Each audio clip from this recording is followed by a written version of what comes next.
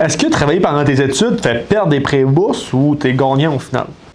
Je suis allé creuser dans les documentations du gouvernement. Ils ont un simulateur en passant. Fait que je vais te le mettre dans le commentaire.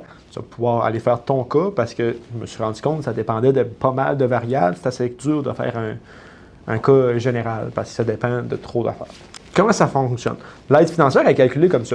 Tu as des dépenses comme admissibles qui sont calculées par le gouvernement en fonction, tu vas-tu à l'école à l'extérieur, es-tu encore chez tes parents, es-tu au cégep, es-tu à l'université, il y a plein de...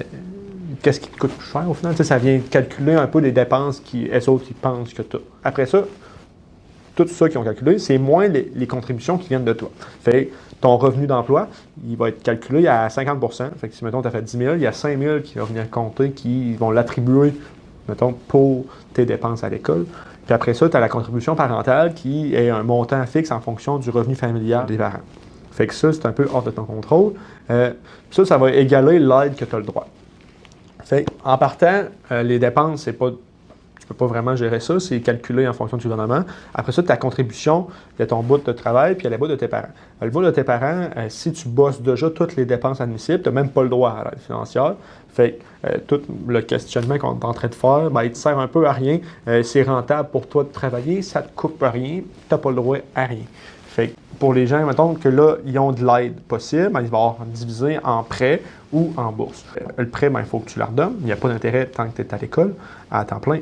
Puis après ça, les bourses, c'est comme cadeau.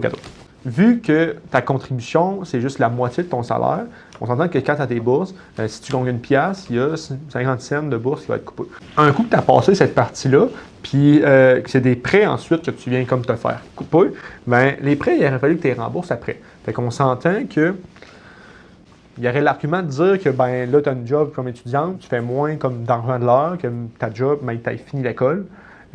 Puis elle va être plus chère à payer de l'heure. Fait que ça va te prendre comme moins d'heures à rembourser tes prêts. Au final, c'est sûr que si tu travailles, tu vas avoir plus d'argent au bout. T'sais. C'est juste que si tu es pour travailler rien qu'un peu, tu te coupes pas mal tes bourses. C'est pas tant rentable. Mais à l'inverse, si tu es pour beaucoup travailler, tu vas avoir plus d'argent. Puis de genre, tous les trucs sont déjà coupés. Fait que c'est pas tant grave. Puis encore là, comme je dis, ça dépend vraiment de ta situation, du revenu de tes parents, puis tout. Fait que je t'invite vraiment à aller juste te mettre dans leur calculateur, simuler, puis monte ton revenu, monte à coût de 1000$, puis tu vas voir les impacts que ça a. Puis ça va pouvoir t'aider à prendre ta décision de, tu prends-tu des vacances bien relax ou tu travailles un petit peu plus. Ça va te permettre de faire ça, mais c'est sûr, comme je dis, si tu travailles, tu vas avoir plus d'argent à la fin. C'est normal. Travaille, vas-y mon ami. Ciao les potes.